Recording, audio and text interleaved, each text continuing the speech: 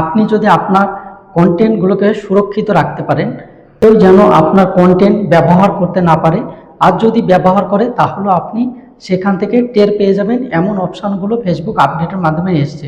তো এই content protection ব্যবহার করলে আপনি কি কি সুবিধা পাবেন, কি কি অসুবিধায় পড়তে পারেন, আজকের ভিডিও থেকে আপনারা জানতে পারবেন।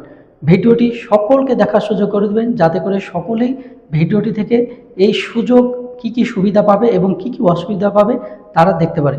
ভিডিওটি সম্পূর্ণ দেখবেন, আপনারা সম্পূর্ণ বুঝতে পারবেন যে কন্টেন্ট প্রোটেকশন আজ থেকে আপনারা ব্যবহার করবেন নাকি এটাকে বন্ধ রাখবেন। একটু ভালোভাবে বুঝে নিন, তাহলেই বুঝতে পারবেন। কন্টেন্ট প্রোটেকশন চালু করলে কি কি প্রবলেম হতে পারে এবং কি কি অসুবিধা হতে পারে সেটা নিয়ে আমি কথা বলতে চেয়েছিলাম। তো আজকে আমি সমস্ত কিছু বুঝিয়ে দেব যে কন্টেন্ট প্রোটেকশন চালু করলে কি কি সুবিধা পাবে এবং কি কি অসুবিধায় পড়তে পারেন। তার জন্য আমরা এখন আমাদের ফেসবুকের অফিসিয়াল অ্যাপসে চলে যাব। ফেসবুকের অফিসিয়াল অ্যাপসে আমি যদি ক্লিক করি তাহলে পরে আমার সামনে এমন ইন্টারফেস আসবে। আসার পরে আমি কি কি প্রবলেম এবং কি কি সুবিধা পেয়েছি সেটা আপনাদেরকে দেখাচ্ছি। আমি এখানে যে নোটিফিকেশন আইকন রয়েছে সেখানে একটা ক্লিক করব। নোটিফিকেশন আইকনে ক্লিক করলে আমাদের সামনে সমস্ত নোটিফিকেশন আসবে। আসার পরে দেখতে পাচ্ছেন এখানে আমি যখন প্রথম কন্টেন্ট প্রোটেকশন চালু করি তখন সঙ্গে সঙ্গে আমাকে ফেসবুক একটা কিন্তু নোটিফিকেশন দিয়ে দেয়। এই নোটিফিকেশনটা ফেসবুক আমাকে পাঠায়। তো এই নোটিফিকেশনটা কেন পাঠিয়েছে এবং কি জন্য পাঠিয়েছে আমি আপনাদেরকে দেখাচ্ছি। দেখুন, ফেসবুক আমাকে এখানে বলছে your protect content has 3 new ownership issue. মানে আমি যে কন্টেন্টগুলোকে এখানে প্রোটেক্ট করেছি ফেসবুকের কাছে, তার মধ্যে 3টা কন্টেন্ট আমার নাকি ওনারশিপ, যে মালিক সে আমাকে ইস্যু দিয়েছে। তো আসলে আমি কোনো ডুপ্লিকেটই কোনো ভিডিও আপলোড করি না, আমি নিজস্ব ভিডিও এখানে আপলোড করে থাকি। তাছাড়াও অথচ ফেসবুক আমাকে এখানে নোটিফিকেশন দিচ্ছে যে আমার 3টা কন্টেন্টের মধ্যে ইস্যু ধরিয়ে দিয়েছে যে এই কন্টেন্টের মালিক। তো আমি যদি এই কন্টেন্টের ভেতরে যাই, যাওয়ার পরে আমি দেখতে পাবো এখানে যে দেখুন এই অপশানগুলো কিন্তু এসছে। তো আমাকে কিন্তু ফেসবুক এখানে একটা ইস্যু ধরিয়ে দিয়েছিল এই জায়গাটায়।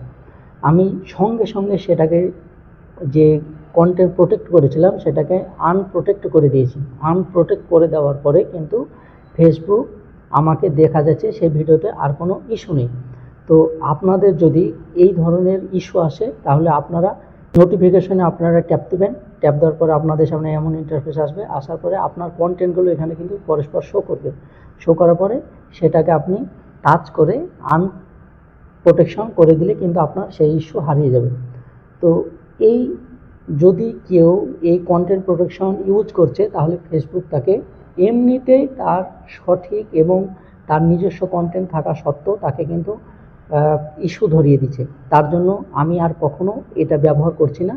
এবার আপনাদের মতামত, আপনাদের সেটা ব্যবহার করবেন কিনা সেটা আপনারা বুঝবেন, কিন্তু আমাকে ইস্যু ধরিয়ে দিয়েছে। আবার গতকালকে একটি ভিডিওতে আবারও কিন্তু ফেসবুক ইস্যু দিয়েছে, আমাকে নোটিফিকেশন পাঠিয়েছে, সেটাও আপনাদেরকে দেখাচ্ছি। এই যে দেখুন এখানে দিয়ে দিয়েছে your protect content has a new match. বলছে আবার নতুন করে একটা অন্যের ভিডিওর সঙ্গে আমার ভিডিও নাকি ম্যাচ করছে। তো এখানে আমি যদি ক্লিক করি তাহলে পরে দেখতে পাবেন এখানে ফেসবুক কি বলছে। বলছে এই কন্টেন্টটার সঙ্গে আমার কন্টেন্টের মিল রয়েছে। তো তার জন্য তারা ইস্যু দিয়েছে। আমি এই কন্টেন্টটাকেও আবার আনপ্রোটেক্ট করে দিয়েছি, তারপর আমার সমস্যাটা কিন্তু চলে গেছে। তো এই সমস্যাগুলো ফেসবুক কিন্তু দিয়ে দিচ্ছে। তো বর্তমানে ফেসবুকের আপডেট ঠিক না হওয়া পর্যন্ত কেউ এটা ব্যবহার না করাই ভালো, নয়তো ইস্যু দিয়ে দেবে। আর ইস্যু দিয়ে দিলে আপনার পেজে বা প্রোফাইলে সমস্যা চলে আসতে পারে।